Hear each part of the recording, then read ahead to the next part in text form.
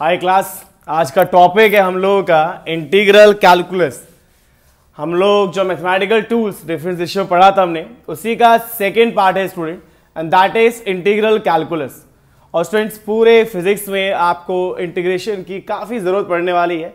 क्या नीड है, कैसे हम इसको यूज़ करेंगे, वो सब चीज़ें आज के सेशन में आपको बताई जाएंगी। सबसे पहली चीज़ बच्चों, इंटीग्रल मतलब इंटीग्रेशन का मतलब अगर हम डे टू डे लाइफ से भी लिंक करें तो इंटीग्रेट करने का मतलब होता है जोड़ना। ठीक है, इंटीग्रेटेड इंस्टीट्यूट्स बोले जाते हैं, कई सारे इंस्टीट्यूट, कई सारे मेडिकल कॉलेज के आगे के नाम लिखे होते हैं, इंटीग्रेटेड है। इंटीग्रेट मतलब छोटी छोटी चीज़ों से मिलकर बना है। तो इंटीग्रेशन का वैसे मतलब इस चीज़ से होता है छोटी छोटी चीज़ों को जोड़ना, that is called integration. Integrate करना मतलब सिंपल सी बात है, चीज़ों को जोड़ना। वैसे ही क्लास हम लोग मैथमेटिक्स में भी एक फंक्शन मतलब एक तरीके का कैलकुलस पार्ट यूज करते हैं, दैट इज कॉल्ड इंटीग्रेशन। क्या है बच्चों इस इंटीग्रेशन का यूज हमारे फिजिक्स में? देखिए बच्चों, जैसे मान लीजिए मेरे पास कोई भी एक फंक्शन है, ठीक है, इस तरीके से मेरे पास एक फंक्शन है, कोई कर्व है, ठीक है, या ऐसे मान लो, ये इस तरीके से कर्व मान लो आप लोग।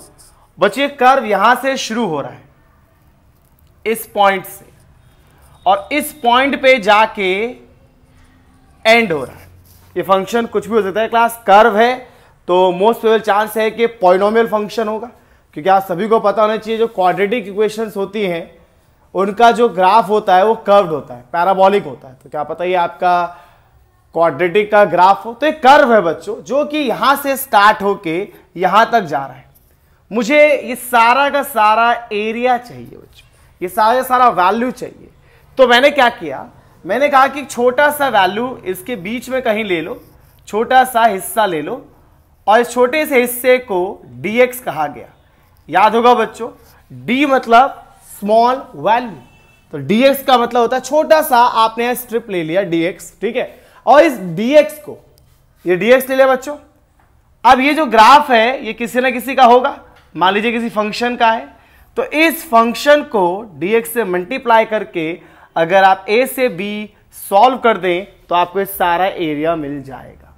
क्या मिल जाएगा क्लास? सारा एरिया मिल जाएगा। तो इंटीग्रेशन का यूज कहां पर होता है? जहां पे इस तरीके का एरिया आपको निकालना होता है। मे भी शायद थोड़ा बहुत कम समझ में आया हो स्टूडेंट्स, क्योंकि जब तक हम इसको यूज नहीं करेंगे पता नहीं चलेगा। इवन क्लास 12th में बच्चों मैथमेटिक्स से पूरा एक चैप्टर है एप्लीकेशन ऑफ इंटीग्रेशन, जहां पर इस इंटीग्रेशन के कॉन्सेप्ट यूज करके आप लोग सर्कल तक का एरिया निकालते हैं, इलिप्स तक का एरिया निकालते हैं। जो आपने पाई आर स्क्वायर पढ़ा है ना सर्कल का एरिया, वो इंटीग्रेशन से प्रूफ किया जा सकता है बच्चों।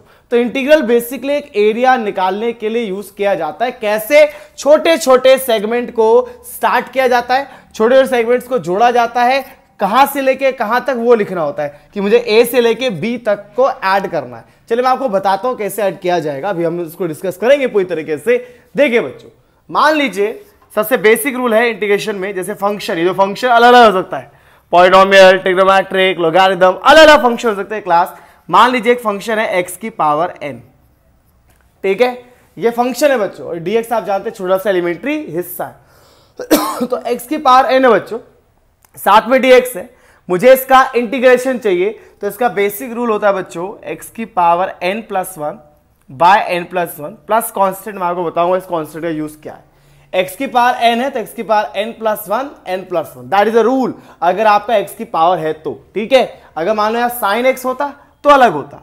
साइन x का इंटीग्रल होता है बच्चों माइनस का कॉस x, ठीक है, प्लस c। मतलब अगर आप फंक्शन चेंज करेंगे रूल अलग अलग होंगे।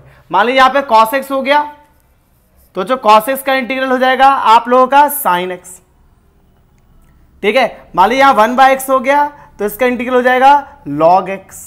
मतलब depending upon what kind of function is placed here, आपका जो आंसर है, रिजल्ट है, वो अलग अलग होगा। और ये जो मैं आपके सामने साइन बाबा बना रहा हूं बच्चों ना, ये साइन इंटीग्रेशन का है। किसका है? इंटीग्रेशन का साइन है। अब चलिए इसको भाई यूज करके दिखाता हूं। जैसे मान लीजिए मुझे बच्चों इंटीग्रेट करना है x की पावर 6 और साथ में है dx। बच्चों dx होना जरूरी है।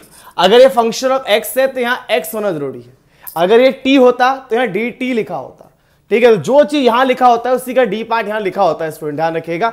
तो अगर x की पावर 6 को इंटीग्रेट करेंगे तो रूल कहता है कि x की पावर n है तो उसका इंटीग्रेशन n+1 होगा। तो अगर x की पावर 6 है तो इसका इंटीग्रेशन 6+1 by 6+1 प्लस c, मतलब x की पावर 7 by 7 प्लस c होगा। ध्यान रखिएगा बच्चों, अगर x की पावर n है, किसी फंक्शन की पावर n है तो रूल होता है n+1 डिवाइडेड बाय n+1। ये बिल्कुल आपके डिफरेंशिएशन से अलग है, क्योंकि जब आप डिफरेंशिएट करते थे, याद कीजिए बच्चों, वहां पावर को आगे लाते थे और एक पावर को कम करते थे। यहां पावर कम नहीं कर रहे, आप एक पावर को इंक्रीज कर रहे हैं। मान लीजिए बच्चों ये इंटीग्रल आपका इस तरीके का होता 2x + 5। थोड़ा सा फंक्शन को एक्सपेंड करते हैं और साथ में dx है। मैंने क्या बताया बच्चों, पहले dx को अंदर लेके जाएं, 2x dx and then 5 dx। ठीक है, जो कोफिशिएंट है हमेशा बाहर होना चाहिए, यहां भी कोफिशिएंट बाहर चला जाएगा बच्चों। ठीक है, अब देखिए dx के साथ x फंक्शन है, पर यहां dx के साथ कोई फंक्शन ही नहीं है, तो भाई कुछ नहीं होता है तो हम x के पास 0 तो लिख ही सकते हैं, मुझे x के पास 0 1 ही तो होता है। तो अगर आप इसको सॉल्व करेंगे तो जाएगा 2, x की पावर 1 है, क्या हो जाएगा 1 + 1 1 + 1, x की पावर 0 है, 0 + 1 0 + 1 प्लस c, क्या आ गया बच्चों answer 2x² 2 plus 5x plus c। This was your answer, ये आप कट कर सकते हैं। ठीक है, इज दैट क्लियर? मान लीजिए अब थोड़ा एक और एग्जांपल मैं आपको देता हूं कि ये क्वेश्चन है 3x² - 6x + 7 और आपको इसका इंटीग्रेशन करना है। तो कैसे करेंगे बच्चों, देखिए मैंने कहा ना पहले dx अंदर मल्टीप्लाई हो जाएगा, 3x² × dx, 6x × dx, 7 × dx, coefficient बाहर 3 बाहर, कोफिशिएंट बाहर 6 बाहर, कोफिशिएंट बाहर 7 बाहर। ठीक है बच्चों, देखिए dx के साथ x फंक्शन है, dx के साथ x फंक्शन है, यहां dx के साथ x फंक्शन नहीं है तो क्या लगा देंगे x की पावर 0। तो क्या होगा बच्चे 3, x की पावर 2 है ना, 2 + 1 2 + 1, पावर बढ़ना चाहिए बच्चों, 1 पावर है तो x की पावर 1 + 1 1 + 1, यहां 0 पावर है, 0 + 1 0 + 1, प्लस में क्या रहेगा बच्चों कांस्टेंट। तो आंसर क्या आ गया 3x³ 3 - 6x² 2 plus 7x plus का c। जो वैल्यू कट रहा है उसको कट कर दे, x³ - 3x² plus 7x plus c।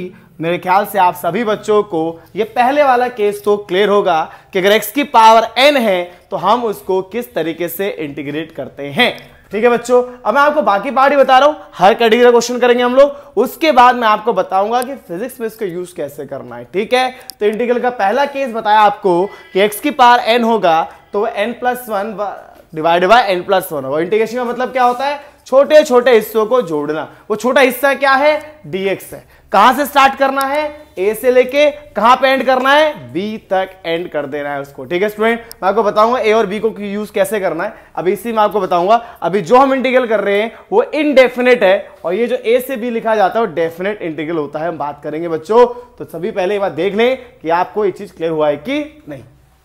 देख क्लास, अगला जो टर्म है हम लोगों का जो हम डिस्कस कर रहे हैं वो है sin x का और cos x का इंटीग्रल। अगर मैं sin x और cos x के इंटीग्रल की बात करूं स्टूडेंट, तो sin का इंटीग्रल होता है cos और cos का हो जाता है आपका sin, बस यहाँ नेगेटिव का फर्क है। ठीक है, एक चीज का और ध्यान रखिएगा बच्चों, इन क्वेश्चंस में कई बार क्या होता है कि यहां से x नहीं लिखा होता है। जैसे आप जानते हैं कि अगर sin x है तो इसका इंटीग्रल -cos x है। अगर मान लीजिए यहां पर sin x ना हो के बच्चों sin 2x + 3 होता और मुझे इसको इंटीग्रेट करना होता, तो मैं क्या करता बच्चों, sin का इंटीग्रल -cos होता है, तो यहां भी sin है, इंटीग्रल -cos ही होगा। ठीक है, लेकिन एक चीज देखिए कि यहां पर फंक्शन में 2x + 3 है। अब जो 2x + 3 इसका क्या करें, बच्चों आप सभी को इसका डिफरेंशिएशन करना है जो आपको सिखाया गया था। क्या सिखाया गया था कि मेरे पास 2x प्लस 3 है तो पावर 1 है ना बच्चों, तो क्या हो जाएगा, पावर आगे और एक पावर कम। यहां तो कांस्टेंट है, कॉन्जर्वेटिव क्या होता है 0, तो इस पूरे का आंसर 2 हो गया। मतलब 2x प्लस 3 था तो इसका इंटीग्रल क्या हो गया बच्चों 2, तो आपको उस इंटीग्रल से इसको डिवाइड करना है। याद रखिएगा बच्चों क्या बताया है, साइन का इंटीग्रल माइनस कॉस हो गया, लेकिन जो 2x प्लस 3 बचा उसको 2 से क्या कर देना है, डिवाइड कर देना है, जो उसका डेरिवेटिव है प्लस का c। चलिए एक और एग्जांपल लेते हैं। मान लीजिए साइन के पास 4x प्लस 5 है और साथ में है dx।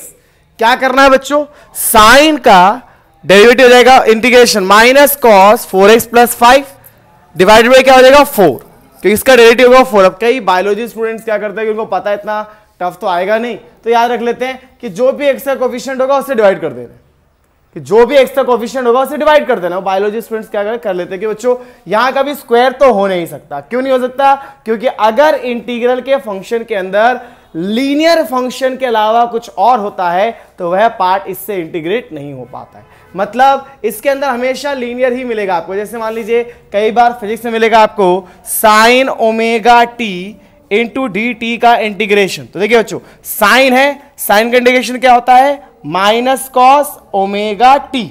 अब डिवाइड बाय क्या हो जाएगा, जैसे x के साथ 4 था तो यहां पर t के साथ ओमेगा है, ओमेगा से डिवाइड हो जाता है।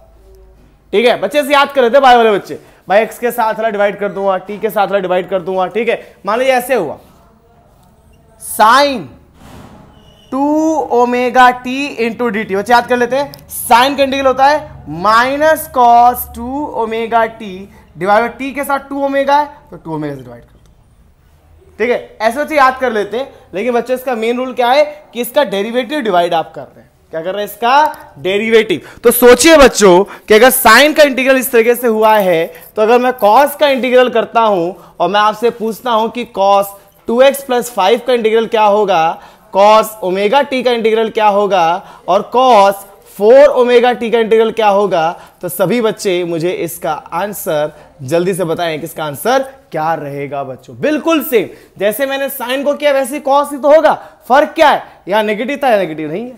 ठीक है, एक बार ट्राई करके देखिए बच्चों, आपके आंसर जरूर आएंगे। देखिए बच्चों जो अगला इंटीग्रल मैं आपके साथ डिस्कस कर रहा हूं वो है 1/x का, that is equals to log x। बच्चों कई बच्चों को कंफ्यूजन होगा सर log x क्या होता है। बच्चे तरह का फंक्शन है जो हमारे मैथमेटिक्स में कई कैलकुलेशन को बहुत सिंप्लीफाई कर देता है।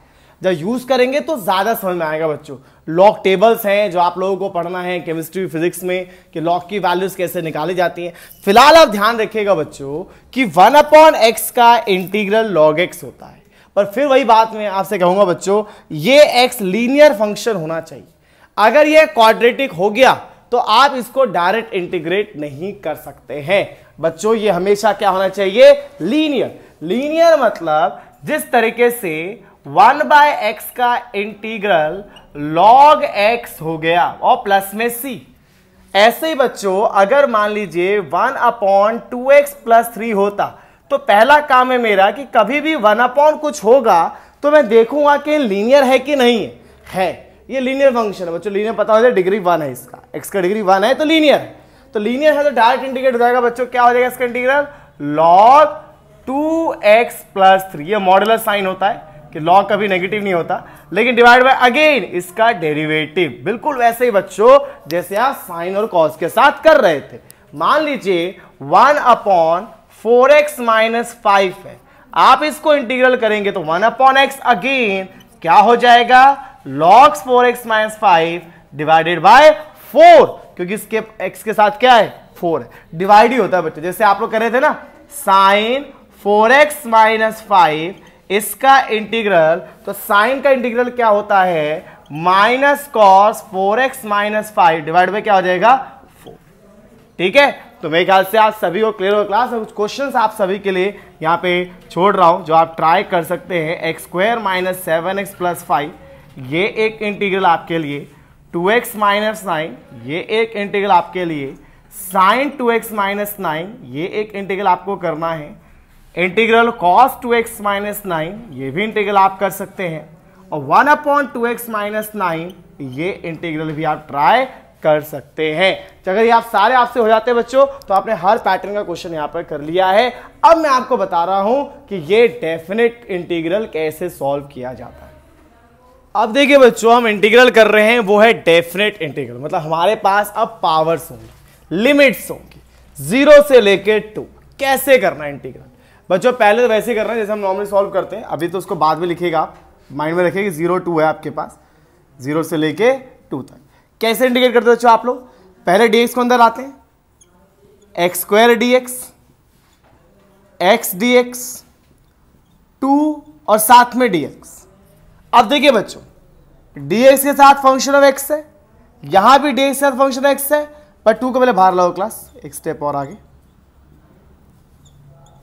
कोफिशिएंट्स बाहर, x के पास 0 लिख सकते हैं क्लास। बताया सभी को कई बार कि अगर कोफिशिएंट बाहर चला गया तो बचेगा ही नहीं, x के पास 0 लिख देते हैं इसको। अच्छा भाई, इसका इंटीग्रेशन क्या होने वाला है बच्चों? 3/3, पावर बढ़ता है, 1 है यहां पर तो 2/2, पावर बढ़ता है, यहां पे 0 है तो 1/1, और ये कहां से कहां जा रहा था? 0 से लेके 2, 0 से लेके 2। अब सॉल्व कैसे करेंगे? सबसे पहले सारी x की जगह पर अपर वैल्यू को रख देंगे। अपर वैल्यू है 2, सारे x की जगह पर पहले 2 रख दो। 2 रखो, 2³ 3, 2² 2 इंटू 2, अपर वैल्यू रख दी बच्चों। जहां जहां x था वहां पर मैंने 2 रख दिया, माइनस अब जहां जहां x है वहां 0 रख देंगे क्लास, तो 0 रखने पर पूरा 0 तो आएगा।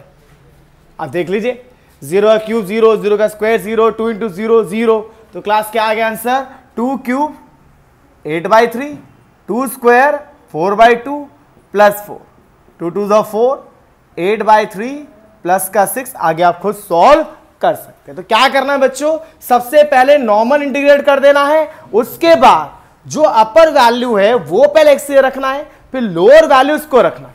अब मैं एक क्वेश्चन बच्चों, एक नहीं काफी क्वेश्चन मैं आपको आज होमवर्क दे रहा हूं कि आप बच्चे ट्राई कर सके। एक क्वेश्चन है बच्चों, इंटीग्रल ऑफ t² + 1 dt, और ये इंटीग्रल है 0 से लेके 4 तक। आप एक इस क्वेश्चन को ट्राई कीजिएगा, एक सही बच्चे इसको इंटीग्रेट कीजिएगा बच्चों। Integration of ax² + bx + c, और साथ में है dx।